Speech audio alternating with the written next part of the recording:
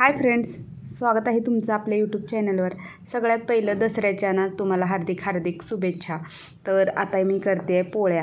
तर पुरण हे वाटून ठेवलेलं होतं. तर आता उशीर झाला होता, 1:30 वाजत आले होते आणि पोळ्या करायला उशीर झाला होता. कारण पोळ्याचा स्वयंपाक म्हणलं ना थोडंसं उशीरच होतो. त्यानंतर मस्त अशा टम्म फुगलेल्या पोळ्या केल्या मऊ लुसलुशीत.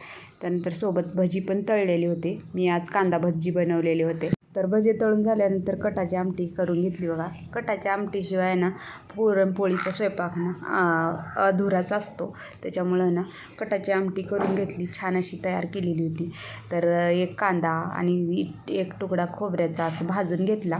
त्यानंतर भाजलेलं कांदा खोबरं कट करून घेतलं.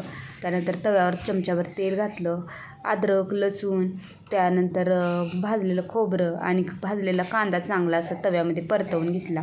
त्यानंतर हे सगळं परतलेलं आहे ना मिक्सरच्या भांड्यामध्ये काढून घेतलं. 1 चमचा जिरे घालून घेतले आणि सोबतच ना थोडीशी कोथिंबीर घालून घेतली आणि बारीक अशी ना पेस्ट करून घेतली. आता पेस्ट तयार झाल्या तर फोडणी टाकूया. तर कढईमध्ये 2 चमचे तेल घातलं. तेल गरम झाल्यानंतर 1 चमचा जिरे, 1 चमचा मोहरी, कढीपत्ता, त्यानंतर ना ही जी पेस्ट बनवलेली होती कांदा खोबऱ्याची तर ते घालून घेतलं, चांगलं परतवून घेतलं. 1 चमचा हळदी पावडर, 1 चमचा ना घरकुलचा मटण मसाला घातला. ह्या मसाल्याने चव छान येते कटाच्या आमटीला. त्यानंतर 1 चमचा ना घरचं काळं तिखट, 1 चमचा लाल तिखट आणि 1 ते 1.5 चमचा ना धनी पावडर घातलं. चांगलं मिक्स करून घेतलं. थोडंसं पाणी घातलं मसाला जळू नये त्याच्यासाठी.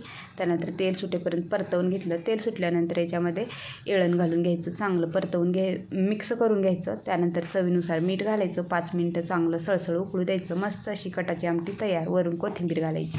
तर का नाही दादाची ना आबीची मस्ती चालू होती. दादा ना डोक्यात फुलं घालून दाखवत होता आबीला. तर यांची तर रोज अशीच मस्ती चालू होते आणि आबीला पप्पाला बघितलं की खाली उतरायचंच नसतं, सारखं काकतच बसायचं असतं.